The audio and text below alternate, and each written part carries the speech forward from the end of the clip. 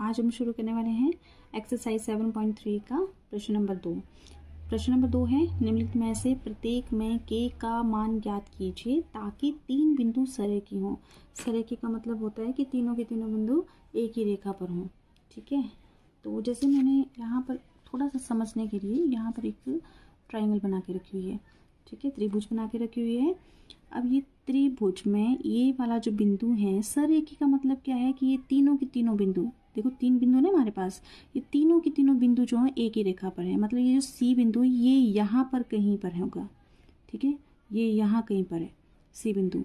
तो अगर मैं इसको यहाँ आगे तक बढ़ा दूँ तो आप देख रहे हैं कि ये तीनों के तीनों बिंदु अब एक ही रेखा पर है ना। तो इट मीन्स सी अब यहाँ पे नहीं है, अब एक ही रेखा पर है, यहाँ कहीं है ये। ठीक है, तो एक ही रेखा पर है, तो इट मीन्स कि ये जो आपके पास त्रिभुज का क्षेत्रफल है ये कितना हो जाएगा, जब ये है ही नहीं तो कितना हो जाएगा, 0 हो जाएगा। ठीक है, तो यहाँ से अगर मैं देखूँ समझूँ तो त्रिभुज ABC का जो क्षेत्रफल है ये सारा का सारा कितना हो जाएगा, 0। देखो इस वैसे होता क्या है, त्रिभुज का क्षेत्रफल कितना होता है, 1/2 x1 y2 माइनस y3 जमा x2 into y3 minus y1 जमा x3 into y1 minus y2। ठीक है, ये होता है बस ये त्रिभुज का क्षेत्रफल। लेकिन मैंने अभी बोला कि जब सरेखी हैं तीनों के तीनों बिंदु तो त्रिभुज का जो पूरा क्षेत्रफल है ये कितना हो जाएगा, 0 हो जाएगा। ये रहेगा ही नहीं हमारे पास। ठीक है, ये सारा का सारा आपके पास क्या हो जाएगा, 0 हो जाएगा। तो जो फॉर्मूला एक्चुअल में बनेगा वो क्या बनेगा कि ये सारा हमने लिखना है, फिर इसके बराबर में 0 लिख देना है। मतलब ये सारा हमारे पास अब 0 हो चुका है। ठीक है, तो चलो प्रश्न करते हैं। प्रश्न है हमारे पास, ओके लिखो, माना ये जो फर्स्ट निर्देशांक है ना मेरे पास, पहला निर्देशांक, इसको मैंने A मान लिया 7 - 2, दूसरे को B मान लिया 5 और 1, और तीसरे को C मान लिया 3 और K। दिए गए बिंदु हैं। ठीक है, तो अब हम क्या कर लेंगे, इसको x1 और इसको y1 मान लेते हैं, जैसे कि हमने क्वेश्चन नंबर 1 में भी किया था। इसको y1, तो x1 कितना है, 7 है, और y1 कितना है, -2। इसको हम b के जो आपके पास निर्देशांक है यहाँ पे, उसको हम मान लेंगे, इसको x2 और इसको y2।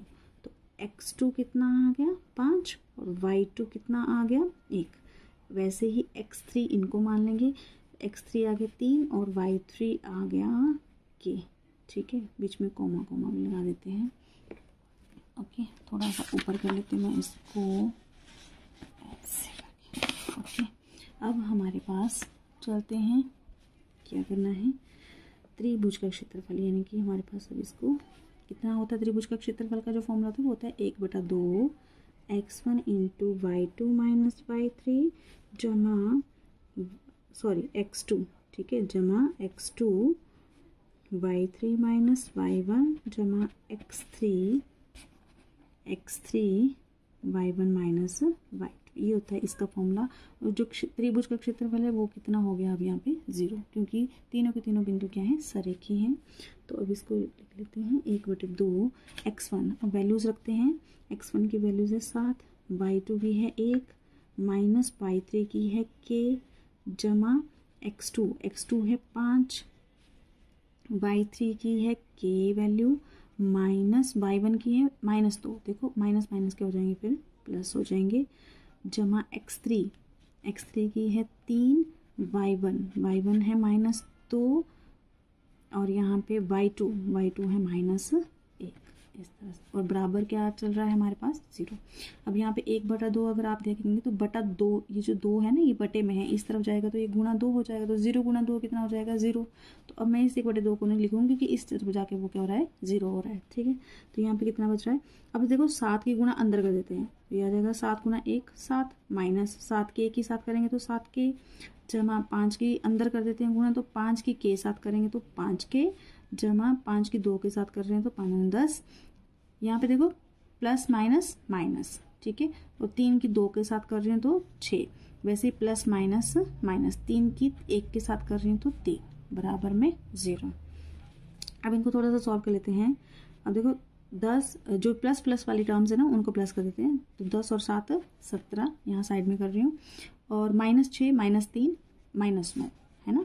करते कैसे हैं वैसे, देखो माइनस माइनस प्लस होता है ना। इनको सॉल्व करना बता रही हूँ मैं आपको कि माइनस माइनस टर्म्स कैसे सॉल्व करते हैं।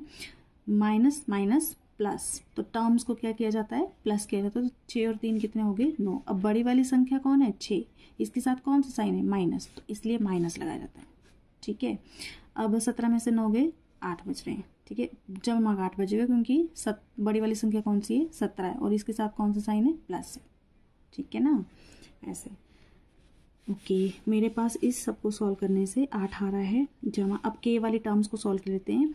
-7 के जमा 5 के कितना बचा हमारे पास, -2 के बच रहा है, और बराबर में हमारे पास यहाँ पे 0 चल रहा है। ठीक है, अब -2 के यहाँ पर 8 माइनस का है, इस तरफ जाएंगे तो जमा हो जाएगा, 0 जमा 8 कितना हो जाएगा, 8 हो जाएगा।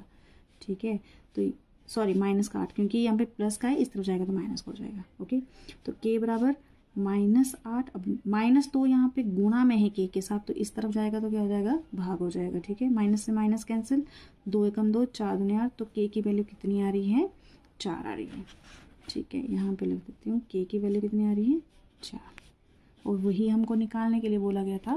तो ये सेम वैसे ही करना है। लिखो माना यहाँ पे जो x1 है, सॉरी ऐसे नहीं, माना क्या a 8 1 है, b जो है वो k-4 है, c जो है वो है 2 और -5। दिए गए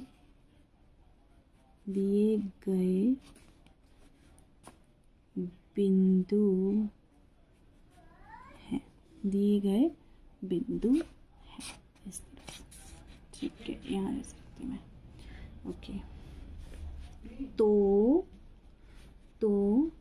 x1 को 8 और y1 कितना है, 1 ले लिया। वैसे ही इसको हम x2 और y2 ले लेंगे, तो x2 है k और y2 है -4। ठीक है, x3 है 2 और y3 है -5। बीच में कॉमा भी ले लेना है ऐसे करके। ठीक है, तो अब फॉर्मूला क्या होता है, 1/2 x1 y2 - y3 जमा x2 y3 - y1 जमा x3 y1 - y2 बराबर में 0। ठीक है, 1/2। अब x1 8 वैल्यूज रखनी है, 8, y2 है -4, y3 है देखो y3 माइनस है ना, तो माइनस माइनस क्या हो जाएगा, प्लस हो जाएगा, +5, प्लस x2 है k, y3 है -5, माइनस y1 है 1, प्लस x3 है 2, y1 है एक है, y2 है माइनस है ना यहाँ पे y2, और ये भी -4 है, तो माइनस माइनस के हो जाएगा प्लस, तो +4। ठीक है, बराबर में 0। अब यहाँ पे सेम वैसे ही करना है। जो 1/2 है ये भाग में है, इस तरफ जाएगा तो ये गुणा में हो जाएगा 2, और 0 × 2 0। तो मैं 1/2 नहीं लिखूँगी क्योंकि यहाँ पे जाके वो 0 हो रहा है। ठीक है, तो इसको सॉल्व कर लेते हैं। अब ये आ जाएगा, 8 की गुणा अंदर कर देते हैं, तो 8 चौक 32। ठीक है, प्लस 8 पंजे 40। ओके, के की गुणा अंदर कर देते हैं, प्लस माइनस -5 के, प्लस माइनस के। ठीक है, 2 की गुणा अंदर कर देते हैं, या इनको सॉल्व करते हैं, 4 और 1 5, 5 दूनी 10। ठीक है, डायरेक्ट लिख लिया मैंने, 4 और 1 5, 5 को 2 से गुणा कर देते तो 10 आ रहा है। ठीक है, बराबर में 0 आ रहा है। ओके, अब इसको सॉल्व कर लेते हैं। देखो 40 - 32 कितना आ रहा है, 8 है ना, और 8 और 10 कितने हो गए, 18 लगे ना, मतलब 18।